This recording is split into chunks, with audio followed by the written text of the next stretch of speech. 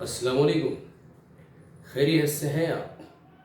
उम्मीद है कि आप खैरियत से होंगे। मैं नवाज़ खान आपके सामने हाजिर हूँ टॉपिक वर्क के साथ। जिस तरह से हम जानते हैं, आप जानते हैं कि पिछले वीडियो में हमने ओम के कुलिये तक या ओम के कानून तक पढ़ा था। आइए फिर से वहीं से शुरू करते हैं कि ओम का कानून क्या कहता है। ओम का कानून या ओम्स लॉ जिसे हम कहते हैं, V is directly proportional to the I। V रास्त तौर पर तनासुब रखता है I के साथ। V यहाँ पर मजमूर फर्क है या जिसको हम वोल्टेज कहते हैं। वोल्टेज बराह रास्त तनासुब रखता है बरकीरों के साथ। एक तार में बहने वाली बरकीरों, अगर एक मौसिल में बहने वाली बरकीरों का इन्हिसार उसके पैदा होने वाले मुज़मिर फर्क पर होता है या वोल्टेज पर होता है, हम कह सकते हैं। अगर तार में बरकीरों मुकम्मल तौर पर ज़्यादा बह रही है तो हम समझ सकते हैं कि वोल्टेज ज़्यादा है या मुज़मिर फर्क ज़्यादा है। अगर तार में बरकीरों कम मिकदार में बह रही है तो हम समझ सकते हैं कि वोल्टेज कम है। यानी वोल्टेज और करंट दोनों का जो इन्हिसार है वो रास्त तौर पर है। अगर वोल्टेज बढ़ेगा तो बरकीरों भी बढ़ेगी, अगर वोल्टेज घटेगा तो बरकीरों भी घटेगी। इसीलिए हम कह सकते हैं कि दोनों एक दूसरे पर रास्त तौर पर तनासुब रखते हैं। रास्त तौर पर तनासुब रखने से मुराद ये बढ़ेगा तो ये भी बढ़ेगा, ये घटेगा तो ये भी घटेगा। ठीक है, आइए देखते हैं इसी मसावात को। तनासुब की निशानी हटा देंगे तो आई आर आर आर क्या है? आर एक मज़ाहमत है। मज़ाहमत से मुराद क्या है? ठीक है, आगे देखेंगे। आर एक मज़ाहमत है। आइए देखते हैं, अगर एक अकाई ओम का काम हो रहा है, ठीक है, मज़ाहमत की जो अकाई है वो है ओम। मज़ाहमत की अकाई क्या है? ओम।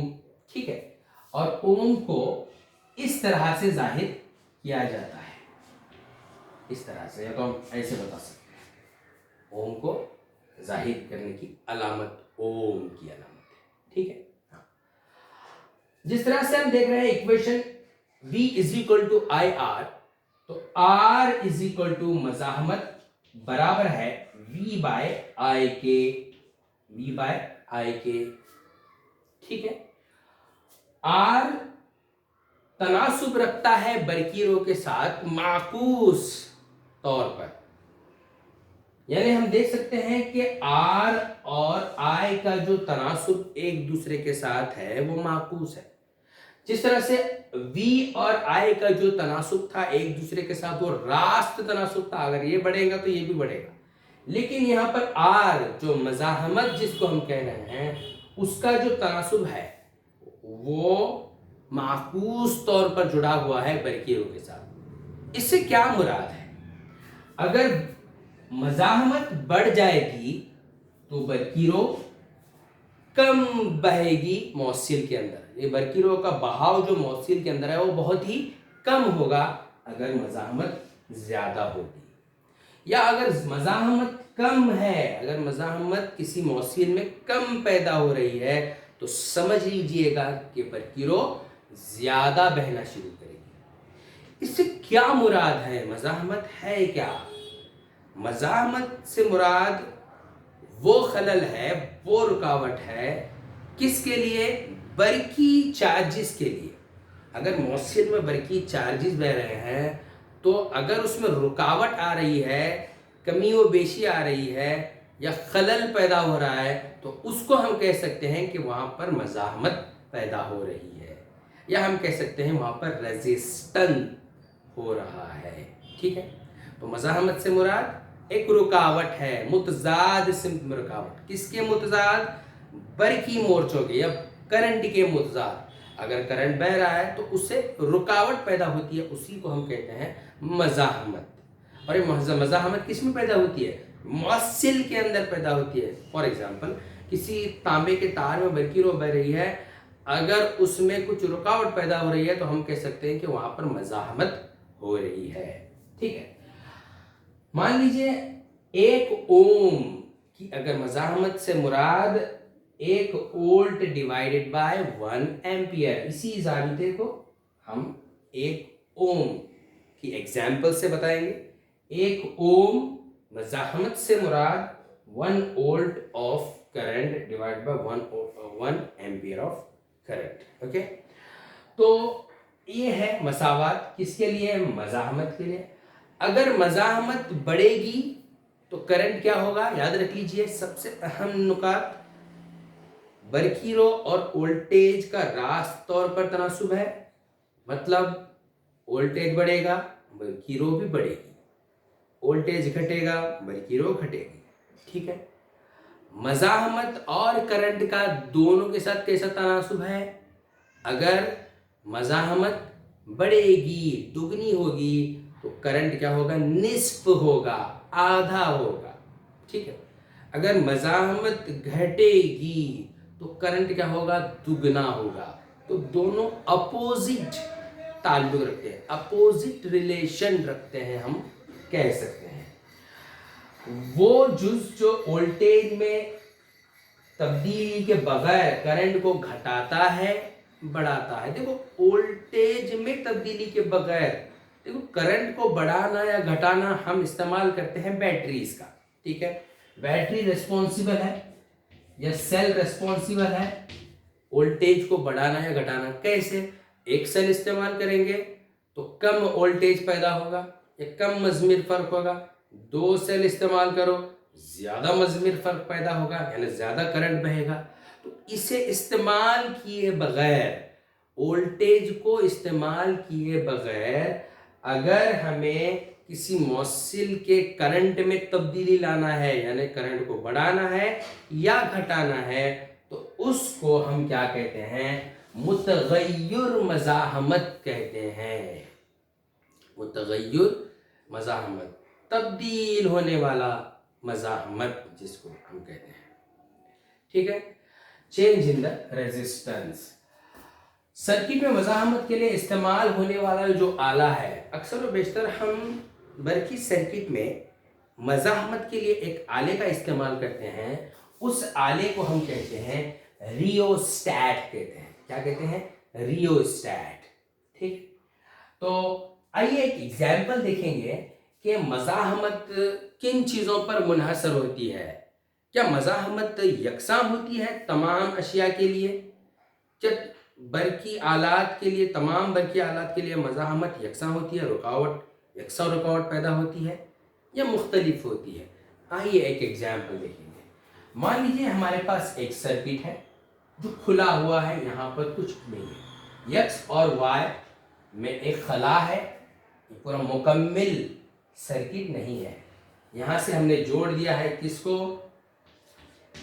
एमीटर को, जिससे हमें पैमाइश करना है करंट कितना बह रहा है।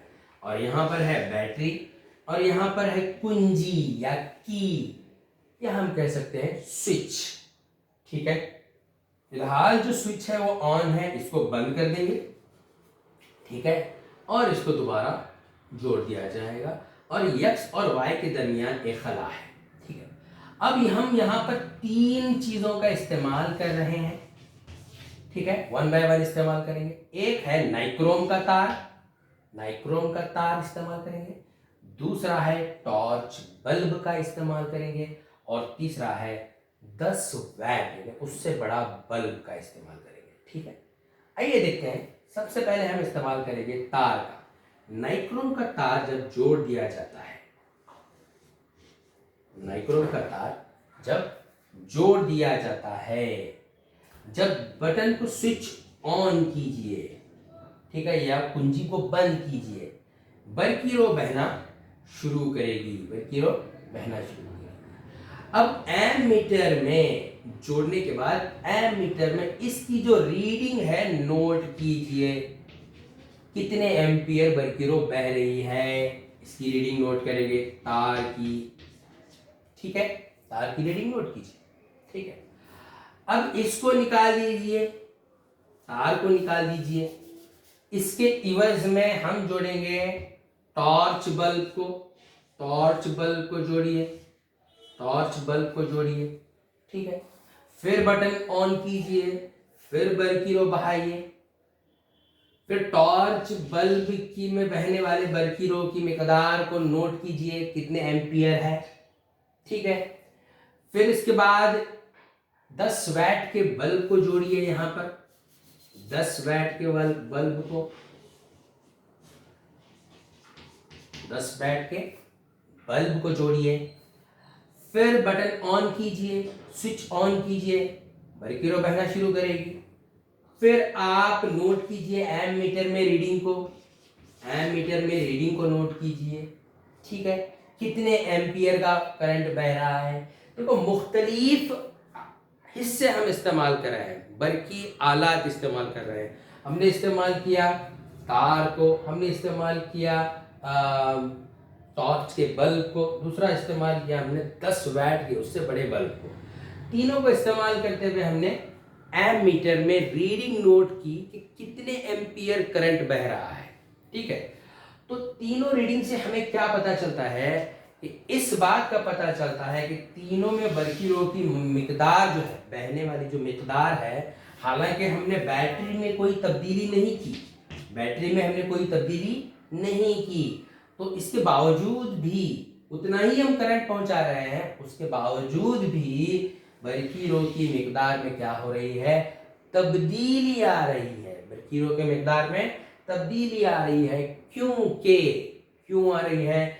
क्योंकि मुख्तलिफ आलात, मुख्तलिफ जो बरकी आलात हैं, तार है, टॉर्च का बल्ब है या 10 वैट का बल्ब है, मुख्तलिफ मज़ाहमत पैदा करते हैं, यानी उनके अंदर मुख्तलिफ रुकावट पैदा होती है कि पूरा करंट मुकम्मल तौर पर उसमें से नहीं गुजरता, बल्कि इसमें से थोड़ा ज़्यादा गुजरेगा, इसमें से उससे थोड़ा कम, यानी रुकावट ज़्यादा होगी, उससे ज़्यादा रुकावट इसमें होगी। तो इससे पता चलता है कि मुख्तलिफ बरकी आलात में जितनी रुकावट होती है तो उतना करंट बहेगा। यानी अगर मज़ाहमत ज़्यादा है तो करंट कम मिकदार में बहेगा, अगर मज़ाहमत कम है तो समझ लीजिए कि वो एक बेहतरीन मुअस्सिल है जिसमें से बरकीरो आसानी से गुजर सकती है। एक मिसाल है, अगर हम बरकीरो को बहाने के लिए तांबे के तार के बजाय अगर लोहे का तार इस्तेमाल करेंगे तो क्या होगा कि बरकीरो बहेगी लेकिन बहुत ही कम मिकदार में बहेगी और तार गर्म हो जाएगा, क्योंकि वहाँ पर ज़्यादा मज़ाहमत पैदा होती है, बरकीरों का रुकावट ज़्यादा पैदा होती है। जबकि उसके इवज़ में अगर तांबे का तार लेंगे तो उसमें से कम मज़ाहमत पैदा होती है। इससे मुराद क्या है? कम मज़ाहमत यानी बरकीरों ज़्यादा बहना शुरू करती है। तो इससे हमें ये पता चलता है कि बरकीरों और मज़ाहमत दोनों एक दूसरे के साथ कैसे तनासुब रखते हैं? दोनों एक दूसरे के साथ माकूस तनासुब रखते हैं। तो ओम का कानून हमें यही बताता है, गौर से सुनिए, मौसिल में बहने वाली जो बरकीरो है वो रास्त तनासुब रखती है वोल्टेज के साथ। ओम का कानून बता रहा हूँ, मौसिल में बहने वाली बरकीरो रास्त तनासुब रखती है वोल्टेज के साथ, लेकिन माकूस तनासुब रखती है,